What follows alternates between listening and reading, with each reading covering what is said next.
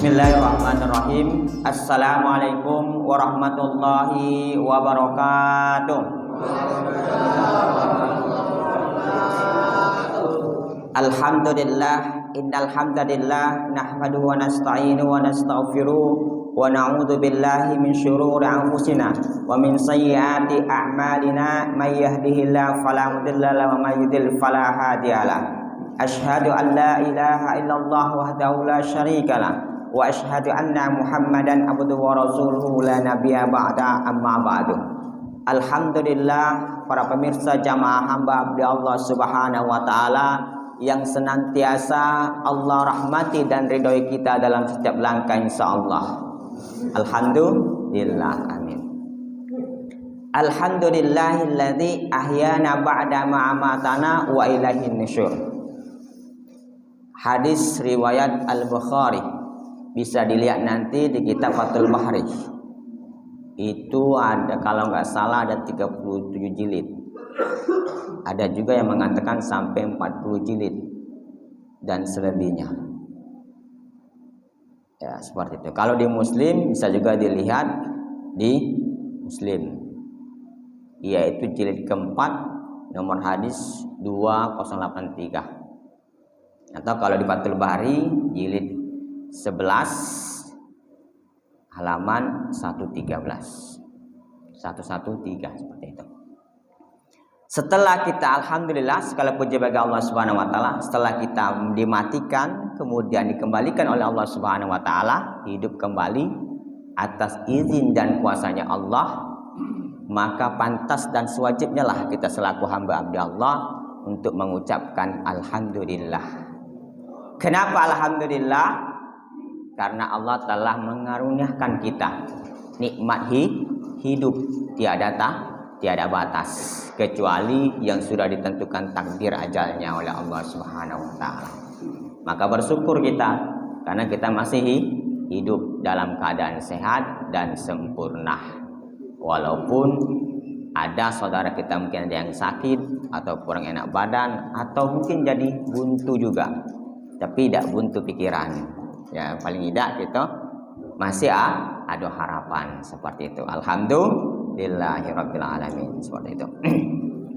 Kemudian daripada itu, salawat tersalam marilah kita senantiasa untuk membudidayakan memori alam benak otak kita, kemudian lisan kita, kemudian hati nurani batin kita untuk senantiasa bersalawat atas baginda kita Nabi besar Muhammad sallallahu alaihi wasallam. Mudah-mudahan dengan salawat ini nantinya insyaallah akan menjadi syafaat semasa kita hidup sekarang ini sampai ajal kita masuk ke dalam kubur, menjadi syafaat di alam kubur dan bahkan nantinya insyaallah di alam barzah nantinya insyaallah. Amin ya rabbal alamin. Syafaat yang termal adalah syafaatnya Nabi Muhammad sallallahu alaihi wasallam, teragung dan tiada dahsyat kecuali syafaatnya Nabi Muhammad sallallahu alaihi wasallam, kekasih Allah Subhanahu wa taala. Alhamdulillah, para pemirsa jamaah sholat subuh, ya hampir sholat Jumat, seperti itu. Biasa ya. Alhamdulillah, jamaah sholat subuh, ayah bunda yang tercinta, mohon izin kepada ketua masjid serta semua jajarannya, kemudian kepada RT RW selaku pemerintah setempat, kemudian kepada ayah bunda yang tercinta yang insya Allah senantiasa dirahmati oleh Allah Subhanahu wa taala dan sehat selalu, banyak rezeki dan galak sedekah sama wong yang tidak punya, seperti itu. Alhamdulillahirabbil alamin, dan mati dalam keadaan husnul khotimah. Amin ya rabbal alamin, seperti itu. Alhamdulillah, insya Allah saya akan menjelaskan sedikit tentang ada 4 janji Allah yang patut kita tadabburi bersama. Mudah-mudahan dengan kita mentadabburi 4 ayat ini sehingga keimanan dan ketakwaan kita meningkat kepada Allah Subhanahu wa taala. Keimanan dan ketakwaan kita. Iman artinya semakin meningkat kepercayaan kita sehingga semakin tunduklah ketakwaan itu hanya untuk Allah Subhanahu wa taala. Diaplikasikan dengan amal soleh. Maka terbuktilah kita beriman dan bertakwa kepada Allah Subhanahu wa taala. Alhamdulillah, para pemirsa jamaah salat subuh yang senantiasa dirahmati Allah Subhanahu wa taala. Yang pertama yaitu adalah Di dalam Quran disebutkan Allah Subhanahu wa taala berfirman, "A'udzubillahi minasyaitonirrajim. Bismillahirrahmanirrahim. La in syakaratum la azidannakum wa la in kafartum inna 'adzabi lasyadid."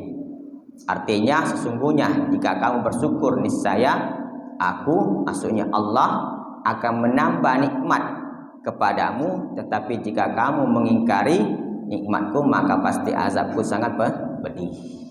Seperti itu. Quran surat Ibrahim ayat 7. Ya.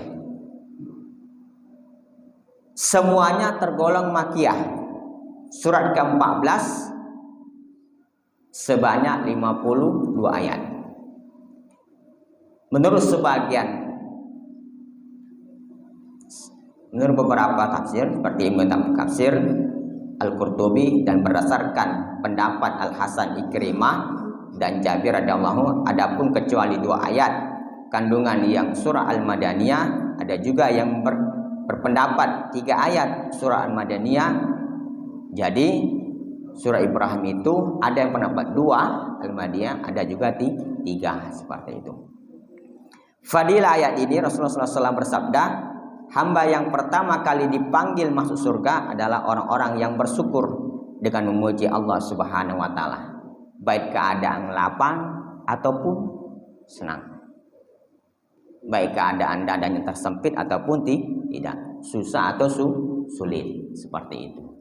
Mau kondisi bagaimanapun tetap bersyukur kepada Allah Subhanahu wa taala. Bahkan ada yang kena musibah, alhamdulillah anak aku masih pacak balik walaupun kencot. Daripada orang mati pak, tumbuh mati langsung masuk subuh. Artinya masih ada keimanan itu melekat. Setelah itu sudah mengucapkan alhamdulillah, baru dia bilang inna lillahi wa inna ilaihi raji'un. Kalau keimanan kita masih melekat, ucapkan alhamdulillah. Walaupun musibah itu misalkan kita kekurangan rezeki, atau pilek, demam, atau kepalingan dan sebagainya, tetap mengucapkan alhamdulillah, baru ditutup dengan inna lillahi wa inna ilaihi raji'un, kembali kepada Allah Subhanahu wa taala. Seperti itu.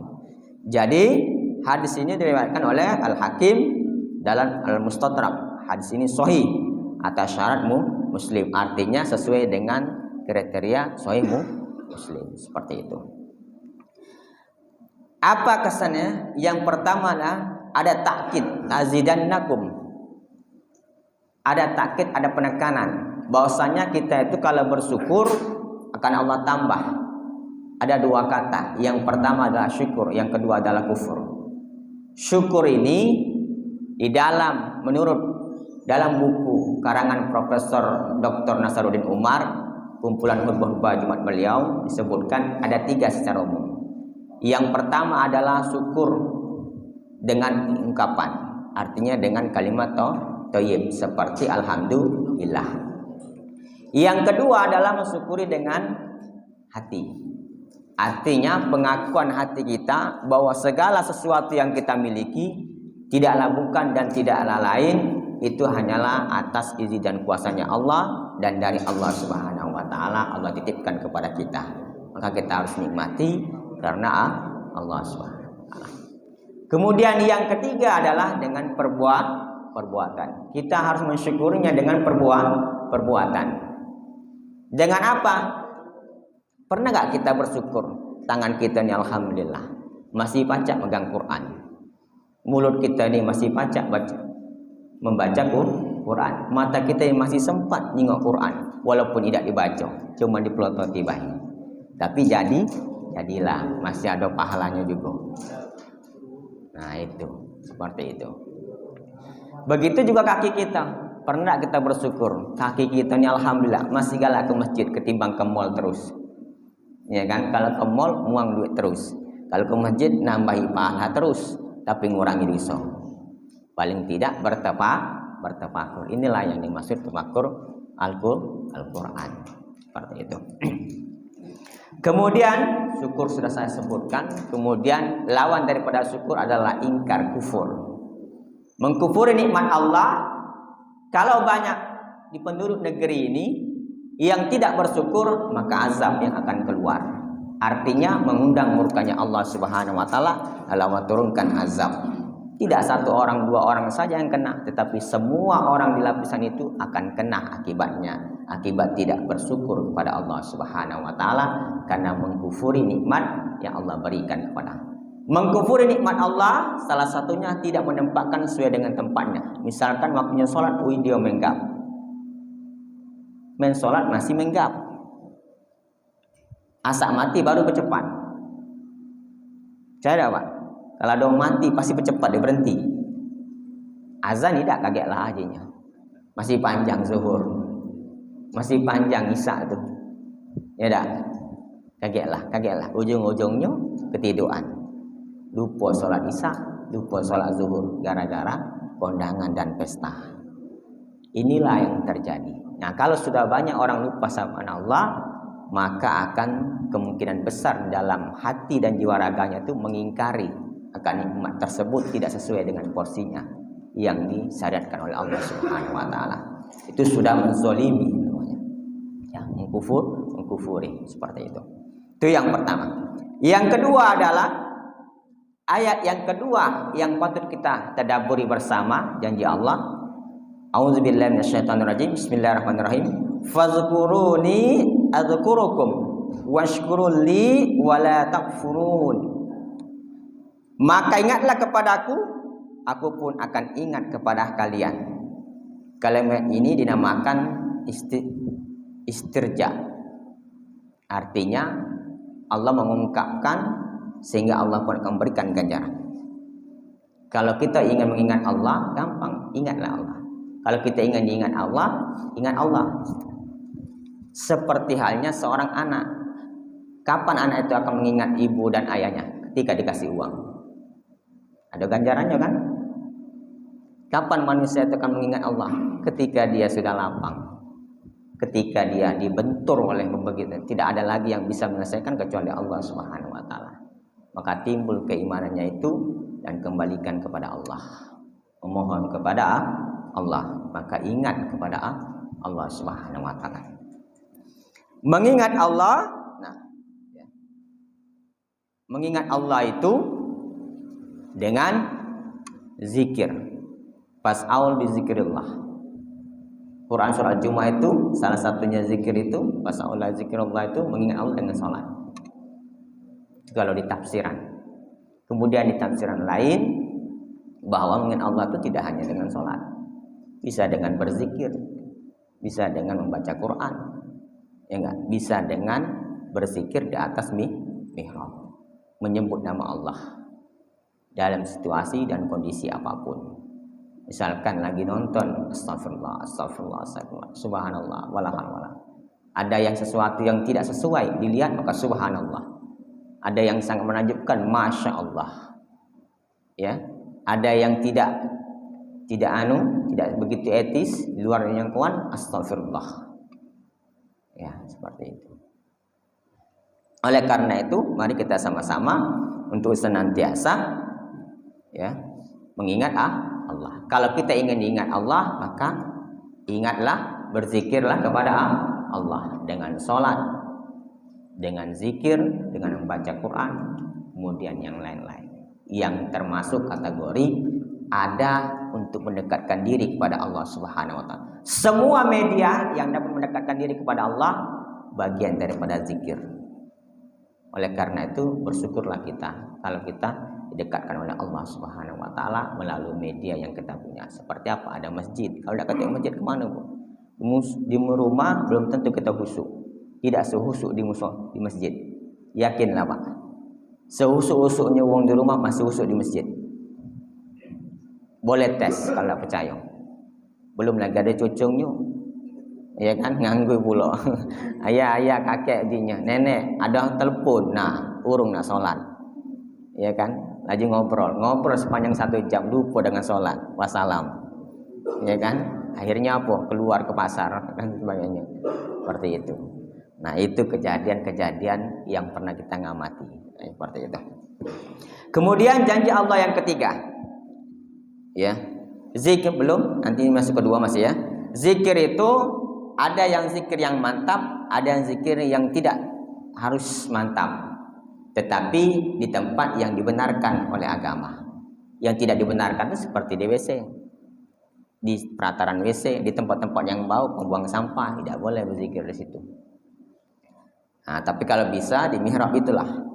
Kalau bisa di rumah itu ada mihrab. Tadi habis sholat sunat, sholat wajib di masjid, sholat sunat di rumah.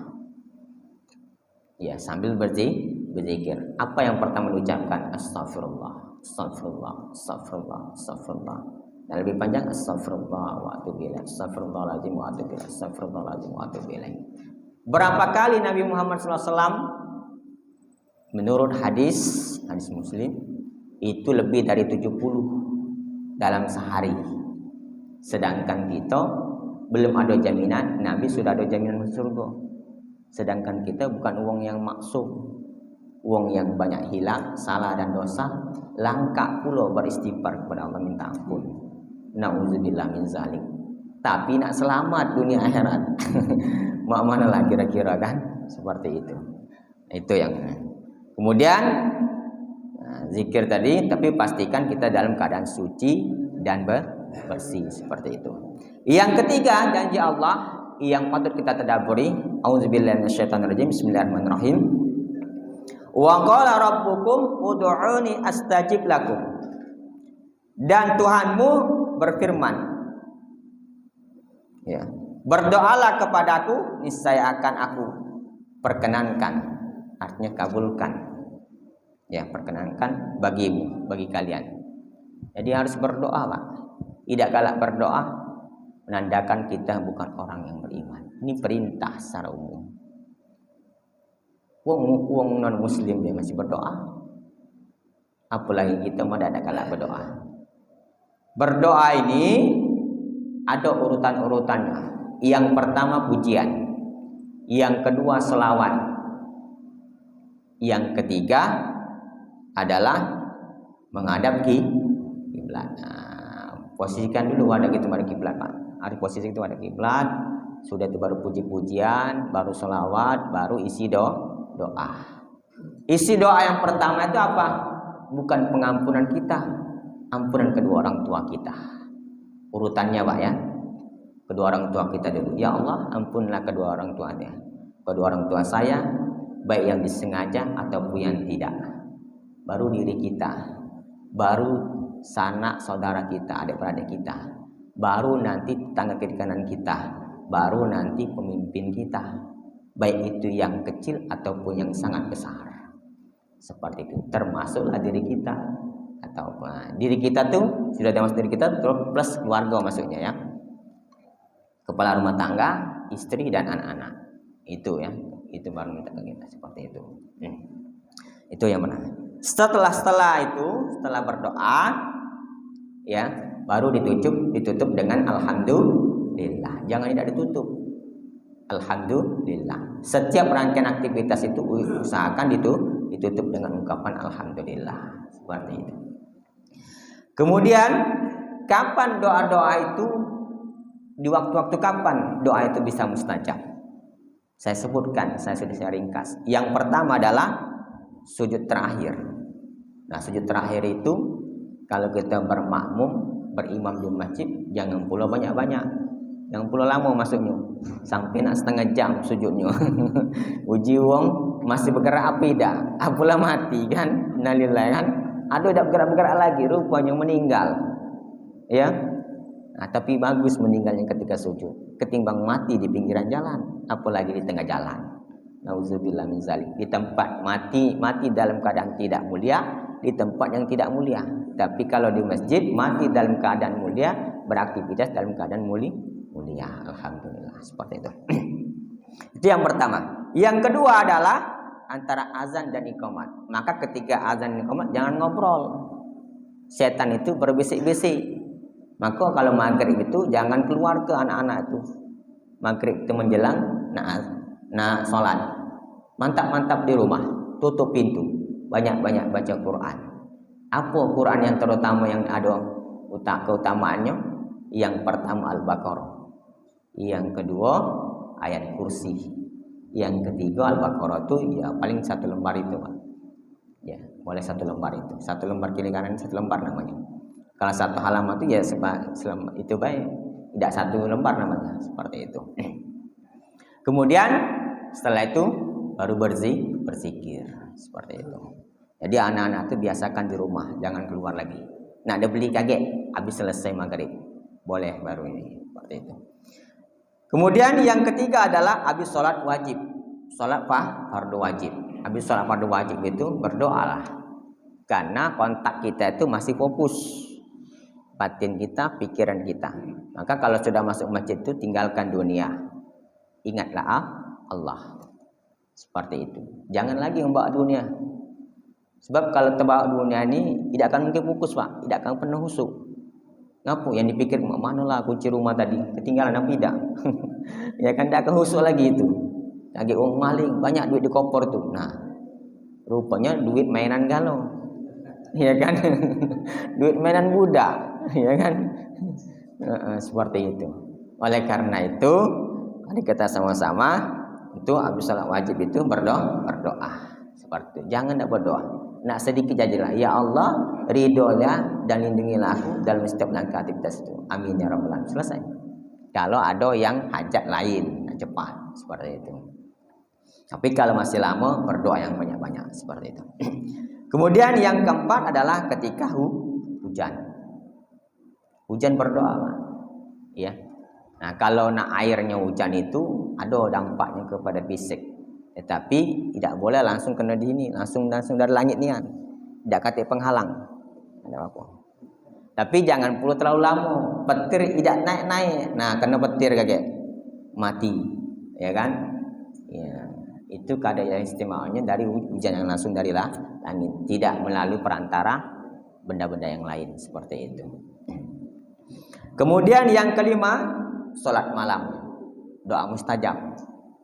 Sepertiga malam. Kalau tidak baca, misalkan jam 4, jam berapa subuh? Jam 4, 19 apa 20? Nah, 19:20. Kemarin 9, inilah 20. Cepatnya sudah ini hari ya. Nah, kalau tidak baca jam 3, tidak usah. Memang sebenarnya azan ini Pak, Bu, kalau di dalam tafsir Al-Azhar itu 2 kali azan subuh ini. 2 kali. Azan pertama mengingatkan sholat tahajud plus menunggu waktu subuh. Azan kedua waktu subuh, masuk waktu subuh, siang-siang, seperti itu. Nah, maka daripada itu, tetapi sekarang sekali, maka ditambahlah dengan as-salatu khairum minan naum. Lebih baik sholat daripada tidur. Jangan dibalik, lebih baik tidur daripada sholat. Nah, kacau ini Pak. Pemahamannya salah, gagal paham, seperti itu. Nah, jangan sampai dibalik, rusak, ya, seperti itu. Nah. Kemudian yang keenam adalah saat puasa. Maka orang yang berpuasa itu mustajab doanya. Maka jangan dipancing-pancing. Agak naik tensinya, laju bahaya, masuk rumah sakit. Ya, laju berdoa, ya Allah, gara-gara si fulan itu laju batal puasaku. Ya kan? Nah, maka jangan dipancing-pancing yang puasa. Ada namanya puasa itu, ada puasa mingguan, ada puasa bulanan, ada puasa tahunan. Sama sholat juga. Ada sholat mingguan, ada sholat harian, ada sholat tahunan. Nah, sholat tahunan ini kadang jarang terjengok kupingnya. Ya dah, seperti itu. Nah, dah tahu-tahu mati dan minta sholat ke. Nah, seperti itu. Kemudian yang ketujuh adalah musafir, orang yang berpergian. Orang yang berpergian ini dia akan mustajab doanya dengan catatan tidak berpergian karena kemaksiatan. Tapi kalau dia berpergian untuk misalkan untuk nemui waria dan sebagainya itu yang tidak keruan itu, nah itu tidak boleh, tidak akan terkabul doanya. Kita minta doa celaka uang beda terkabul Pak. Tapi mintalah yang baik-baik. Ya Allah, mudah-mudahan si fulan itu dapat hidayah. Dapat. Tapi kalau minta canda Allah, mati kalau dia itu. Tidak akan. Seperti itu. Oleh karena itu minta yang baik. Kalau ada orang zalim kita, minta hidayah. Ya Allah, berilah petunjuk si fulan itu hidayah agar sadar. Dan kezaliman yang dia lakukan, beri aku ganjaran yang lebih baik daripada apa yang dia perbuat. Sudah. Seperti itu. Jangan banyak-banyak. Jangan mengkeleng, mencela yang lain. Takutnya kaget berbalik kepada kita dewek celaan itu. Oleh karena itu cukup doakan yang terbaik seperti itu. Kemudian selanjutnya adalah minta doa kedua orang tua, mustajab. Nah, kalau kita dulu Pak, kalau di pondok itu nelpon sebelum ujian. Bu, ayah minta doanya. Besok kami nak berapa hari lagi kami nak ujian. Nak tes apa baik, minta doa kedua orang tua. Siapa tahu kita ni banyak dosa, banyak salah. Sebelum berangkat tadi berutuhan sama ibu sama ayah. Aku tidak berkah jalan itu. Sepanjang jalan itu tidak akan sukses. Oleh karena itu minta doa kedua orang tua. Kebanyakan uang tu lupa seperti itu. Nah, kalau uang tu baik, dia pasti nelpon, tanyalah Ustaz Abu Somad dan sebagainya. Dia pasti minta doa. Ya, aku minta izin diridhoi dan menuntut ilmu. Nah, alhamdulillah lancar. Adapun ada permasalahan nanti, tapi tetap jangan ke situ, di sini aja. Nah, itu ditunjukkan oleh Allah, dibimbing oleh Allah langsung. Seperti itu. Itulah tadi keajaiban doa orang tua kepada seorang anak. Begitu juga sebaliknya, doa orang anak kepada orang tua. Anak yang soleh itu dia senantiasa mendoakan kedua orang tuanya di dalam setiap sujudnya. Itu yang paling dahsyat. Di antara yang terdahsyat doa seorang anak. Di situ Bang. Karena dia ingat terus setiap sujud, ya Allah, mudah-mudahan doa itu mati dalam keadaan husnul khotimah di tempat yang mulia dan masuk dalam keadaan tanpa hisab. Amin ya rabbal alamin. Itu selesai. Itu Pak ya. Kemudian yang keempat, ayat janji Allah Subhanahu wa taala keempat yang patut kita tadabburi, yaitu a'udzubillahi minasyaitonir rajim, bismillahirrahmanirrahim. Wa ma kana Allah liyu'adzibahum wa anta fihim wa ma kana Allah mu'adzibahum wa hum yastaghfirun. Artinya, tetapi Allah tidak akan menghukum mereka selama engkau, maksudnya dalam kurung Muhammad, berada di antara mereka, dan tidaklah pula Allah akan menghukum mereka sedangkan mereka masih memohon ampun. Quran surat Al-Anfal ayat 33 seperti itu. Al-Anfal ini surat ke-80, surat ke-8 ya, surat ke-8 termasuk Madaniyah. Dia sebanyak 75 ayat seperti itu. Jadi Al-Anfal adalah surat Madaniyah.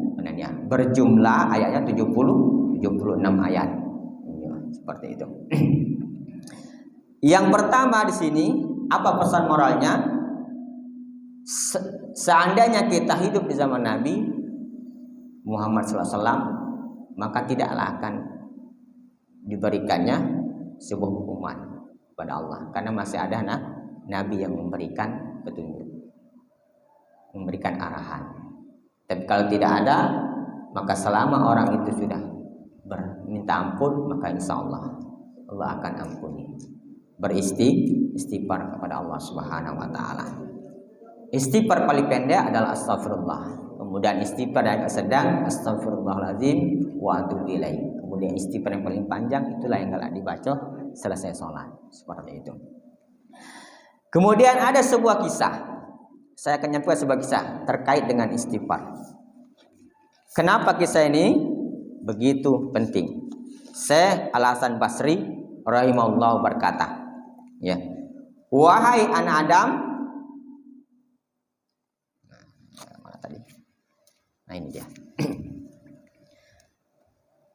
Ar-Rabi ibnu Sohibi bercerita, ya, dia bercerita bahwa ada 4 orang yang mengadukan keluhannya kepada Syekh Al-Hasan Basri. Yang pertama keluhan itu, seorang itu mengadakan terkait tentang kemarau. Bagaimana ya Syekh Al-Hasan Basri? Kemarau ini nijinya. Ia pun memberikan bimbingan. Kata dia, jawabannya simpel, beristighfarlah. Kemarau. Satu. Kemudian datang lagi yang kedua, mengadukan lagi keluhannya. terkait tentang apa itu? Yaitu mengeluhkan tentang kemiskinannya. Ya Syekh Al Hasan Basri miskin, beristighfarlah.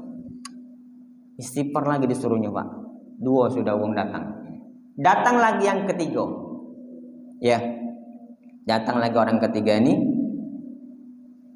Ya Syekh Al Hasan Basri mohon berdoa kepada Allah Subhanahu wa taala agar dia memberikan rezeki seseorang anak.